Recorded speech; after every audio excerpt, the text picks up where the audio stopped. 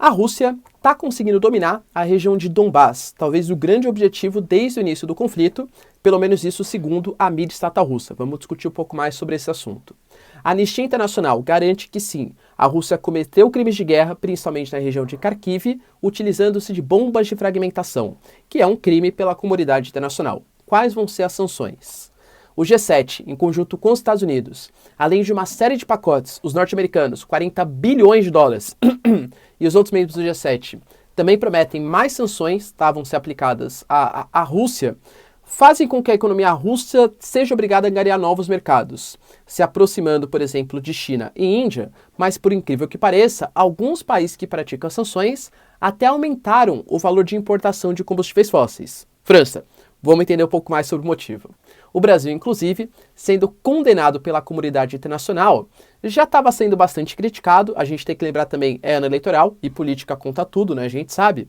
Mas a questão do sumiço, tanto do indigenista quanto do jornalista inglês, colocam uma pressão ainda maior sobre o Brasil, tanto nas questões ambientais como na questão de respeito aos povos minoritários, indígenas e quilombolas, e pode fazer o Brasil sofrer sanções econômicas e comerciais bem pesadas. Quais vão ser as consequências? O Brasil foi criticado na Comissão de Direitos Humanos da ONU pela Michelle Bachelet. Se vocês querem entender um pouco mais sobre esses assuntos, e muito mais também sobre geografia, geopolítica, atualidades, política, polêmicas, enfim, tudo para você se manter sempre bem atualizado, já se inscreve no canal, deixa seu like, compartilha esse vídeo, que eu, professor Ricardo, conto muito com a sua ajuda. Beleza? Galera, link para o curso completo de Geografia, Geopolítica e Atualidades, para você que é pré-vestibulando, ou concurseiro, ou interessado, na descrição, tá? Cara, é baratinho o contato comigo direto, professor, você não vai se arrepender. E se quiser ser membro aqui do canal, sensacional. Se não, só seu like e seu engajamento já tá mais que ótimo. E lembrando que desde o mês passado, retrasado talvez, eu tinha anunciado, né, que eu tava bem ansioso, porque depois de muito tempo eu vou realizar um dos meus sonhos, e eu vou falar pra vocês essa semana o que é, que muito possivelmente, espero eu, né, que mude a minha vida, mas também mude um pouco a realidade das pessoas, principalmente do estado de São Paulo. O que será que é, hein? Vamos ver aí, galera, vamos ver. Deixa aí nos comentários se você já tirou essa diquinha passar, tá bom? Bom, bora lá pro vídeo, galera, vamos lá, ó. Seguinte. Bom, primeiramente, acho que um ponto bem relevante pra gente discutir está a respeito da provável vitória da Rússia, principalmente na região de Donbás. Embora o Zelensky tenha falado que ele não vai aceitar uma separação da Ucrânia, que ele é o presidente da Ucrânia como um todo, e não de uma mini-Ucrânia ou uma Ucrânia dividida, fica cada vez mais difícil acreditar que a Rússia ela vai se render sem dominar pelo menos a região separatista de Donbás, a região que conecta Donbás à Crimeia, passando por Mariupol, Kherson, e talvez, segundo o Serviço de Inteligência dos Estados Unidos, chegando até a região separatista da Transnistria, né, da região, por exemplo, separatista da Moldávia. Muito possivelmente é isso que a Rússia vai querer. Até para bloquear...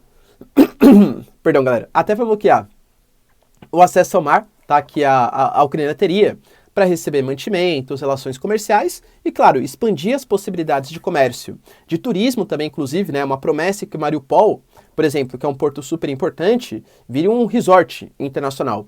Então, setor terciário, negócios, por parte dos russos. Só que tem um ponto hoje que é uma resistência, que é a cidadezinha chamada de Severodonetsk. Severodonetsk passa o rio Donets, e aí do outro lado você tem Lysychansk, que é uma outra cidade que está sendo como alvo de resistência. Ali são duas cidades médias, porte ali de 100, 200 mil habitantes, principalmente industrial, mas que funciona como ponto de resistência dos ucranianos, porque se eles dominarem ali, fica muito mais fácil chegar até Kramatorsk, e aí praticamente a gente pode considerar que Donetsk é uma região que está derrubada. Segundo a população ucraniana, inclusive, os russos não estão vindo só com soldados agora terrestres, e sim questão de artilharia mesmo, artilharia para cima, e estão fazendo, principalmente na região de Severodonetsk, que os ucranianos, nos últimos dias, tinham reconquistado alguns territórios, a Rússia está partindo para cima de novo. Eu, Ricardo, penso que os russos não vão perder nesse território. Eles já abriram mão, supostamente, do restante da Ucrânia, o que deixou, pelo menos pelo mundo ocidental, uma imagem de um pouco, nossa, a Rússia pensou que seria um pouco mais fácil. Pô, a Rússia sair derrotada com tudo, sem nada de território, eu não acredito que o Putin ele vai fazer isso.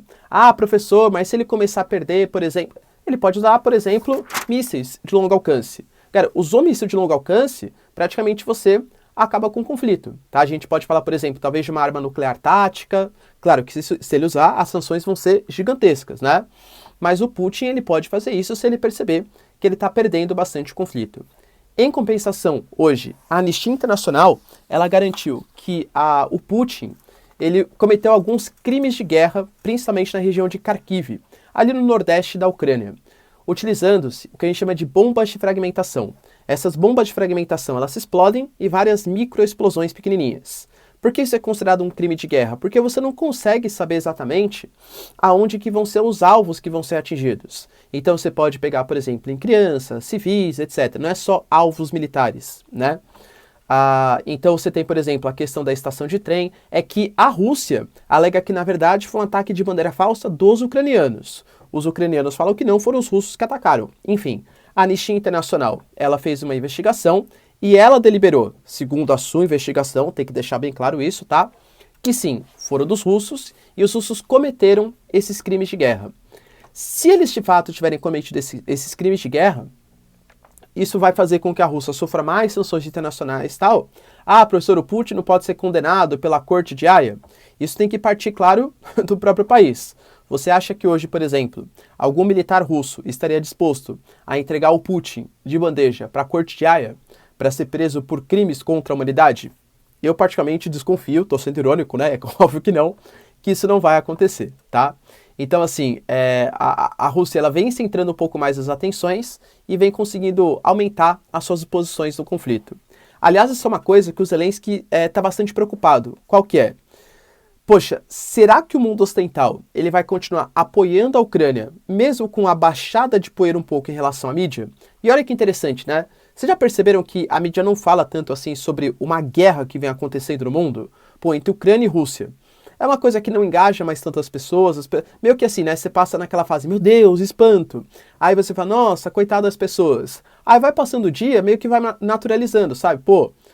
Bomba de fragmentação, tem pedaço de metal em corpo civil, tá, dane-se, né? Isso acontece, percebe? Então, já tá um pouco na fase da naturalização. E esse é o medo do Zelensky. Só que, professor, você acha então que os países ocidentais, eles vão deixar de apoiar a Ucrânia por conta dessa naturalização? Não. Sabia, porque os países ocidentais, eles defendem muito os direitos humanos. Também não, né?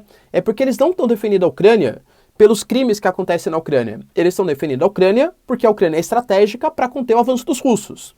É geopolítica. Ninguém se preocupa com o que acontece no Iêmen, ninguém se preocupa com o que acontece em Myanmar, ninguém se preocupa com o que acontece no Mali. Por quê? Porque são países que geopoliticamente e economicamente não são tão importantes assim. Zelensky, pode ficar despreocupado, eu sei que você está fazendo o seu papel, mas ninguém vai esquecer esse conflito dos países ocidentais porque interessa geopoliticamente para eles conter o avanço da Rússia e da China nessa nova ordem mundial. Talvez a gente possa inclusive chamar assim, depois da invasão da Rússia à Ucrânia, desse aumento da bipolaridade, do rompimento, do aumento das tensões dos países do mundo oriental e do mundo ocidental, tá? Tanto que, por exemplo, a Câmara dos Estados Unidos, o Biden, ele tinha pedido um projeto para enviar pouco mais de 30 bilhões de dólares. Não é que a Câmara rejeitou, a Câmara aceitou e aumentou o valor a que vai ser destinado. Para vocês terem uma noção dos valores, a gente está falando aqui de 23,8 bilhões para defesa, aproximadamente, 8,5 bilhões para apoio econômico, 6,4 bilhões em assistência humanitária, fora que nos próximos meses, dos 4 a 5 meses, os Estados Unidos vai fornecer 1,5 bilhão por mês para a Ucrânia conseguir manter o seu governo. Fora isso, os países do G7 já estão negociando novas sanções que vão ser aplicadas aos russos. É porque eles querem muito defender a democracia e os povos ucranianos. Né, pessoal, tá? É uma tentativa, claro, de conter o imperialismo russo, da mesma maneira que a Rússia apoia possivelmente o Irã, a Venezuela, não porque gosta dos olhos do Nicolás Maduro, mas sim porque sabe que é uma resistência à influência dos Estados Unidos na América Latina, tá bom? Cuba, enfim, né? Então, esse jogo geopolítico, ele é brigado de uma maneira bem intensa entre esses dois países, tá bom? Com isso, a Rússia, ela vai se aproximando cada vez mais de alguns países. Eu diria para vocês que o Brasil, por exemplo, aumentou suas relações econômicas com a Rússia, principalmente fertilizantes. Índia e China aumentaram demais a sua importação de combustíveis fósseis, gás, petróleo. Mas, por incrível que pareça, a França, um país da União Europeia, que supostamente está liderando essas sanções, aumentou também as compras frente à Rússia. Isso, claro, em valor, não em quantidade. A gente tem que lembrar que os combustíveis hoje, eles estão cerca de 60% mais caros do que estavam, por exemplo, no ano passado, que já estava num período de alta. E, além de tudo, a gente tem uma crise, né, de fornecimento. Então, não que a França esteja muito interessada em contratos longos, mas nesse momento, o gás natural liquefeito, precisa vir de algum lugar. A França aumentou as importações da Rússia de contratos de curto prazo, em compras quase no varejo, vai entre aspas, para conseguir dar conta da demanda do seu país. Ou seja, a Rússia está sofrendo? É claro que está. Mas mesmo assim, ela já conseguiu um valor muito importante, galera, para vocês terem uma noção, né? A Rússia, ela aumentou uma quantidade muito significativa de valor da exportação dos seus combustíveis fósseis. Isso dá uma demonstração de quanto que China e Índia são importantes para a manutenção dessa nova ordem mundial. Aliás, a Índia, ponto importante, hein? Por quê? Militarmente, obviamente, ela não vai se aliar com os chineses, mas economicamente, pelo menos, está indo para o lado BRICS da força. O que você acha que vai ser o futuro da Índia na geopolítica internacional? Mais mundo oriental ou lado ocidental? Deixa aí nos comentários. E hoje também tivemos uma reunião do Comissariado de Segurança, aliás, dos Direitos Humanos da ONU, liderado pela Michelle Bachelet. Michelle Bachelet, que ela é considerada uma social-democrata, né? Ela é uma esquerda, mas uma centro-esquerda, digamos assim, que assumiu o poder no Chile, inclusive, naquele momento em que uma série de países da América Latina estavam sendo governados por governos de esquerda.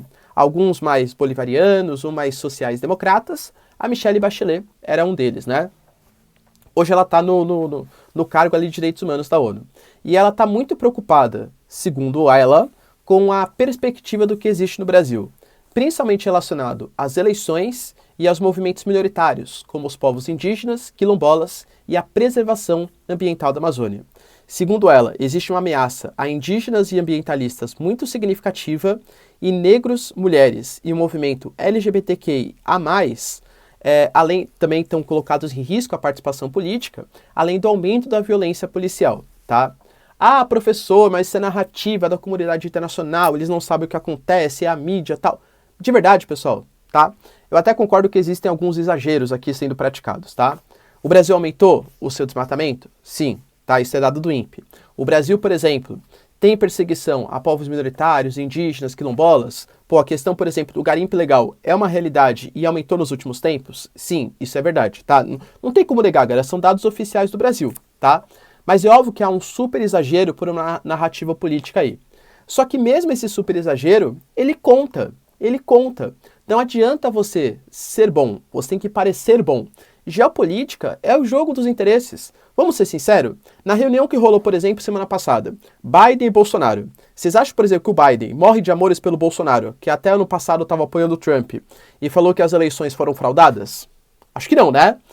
O Bolsonaro gosta do Biden, galera, que está apoiando o Trump, e que, aliás, fala sobre a Amazônia, fala sobre uma tentativa de proteção internacional sobre a Amazônia? Também acho que não. Mas já a política se faz assim. Ah, nossa, fiquei muito entusiasmado com o Biden. Pô, o Bolsonaro é um cara legal, hein? É hipocrisia, tá? É hipocrisia, mas tem que jogar o jogo. É política. Política é a arte da negociação. Você vai ter que negociar com quem você não quer, entender pessoas que são direita, esquerda, tal, tá? E dentro dessa proposta, o Brasil está se mostrando para o mundo, como um país que não respeita as questões ambientais e os povos minoritários. E a questão, por exemplo, tanto do indigenista quanto do jornalista, eles reforçam ainda mais essa retórica anti-Brasil. E isso é preocupante por quê? Porque o Brasil ele está nos momentos ali finais, teoricamente, de pegar pedaços importantes da geopolítica internacional. O Brasil, por exemplo, ele até está tentando, por exemplo, fez uma assinatura recente com a OMC sobre um acordo, que é a OMC sobre sustentabilidade e comércio. Ou seja, como conseguir conciliar comércio e sustentabilidade ambiental. O Brasil estava resistindo a entrar nesse tipo de acordo. A gente pode falar, por exemplo, que o Brasil precisa entrar no acordo Mercosul-União Europeia. É claro que a União Europeia quer proteger os seus agricultores e por isso rechaça um acordo de livre comércio com a agricultura brasileira. Mas qual que é a justificativa que eles dão? Ah, tá vendo? Ó os indigenistas. Ó o que o Brasil faz, garimpo ilegal, como que eu posso incentivar a compra de soja se os caras usam mão de obra escrava? Se os caras vão desmatar o Cerrado, desmatar a Amazônia, percebe? Então, reforça a retórica. A própria questão da OCDE. O Brasil ele recebeu a carta de autorização, né, Ou seja, os planos brasileiros estão de acordo com o que a OCDE quer, mas o Brasil ainda não está e precisa da aprovação de todos os membros da OCDE para fazer parte. A França é um dos países. E aí, o Macron, com essa questão, será que vai aceitar o Brasil? Cara, muito possivelmente não, tá? Então, mesmo que você considere que é retórica, é crítica tal, isso pode inviabilizar o Brasil em grandes acordos internacionais que vai tirar investimentos do nosso território. Beleza, pessoal? Deu para entender todo o contexto aí? Tranquilo? Pessoal, se vocês curtiram o vídeo, tamo junto, beijos, abraços e tchau, tchau.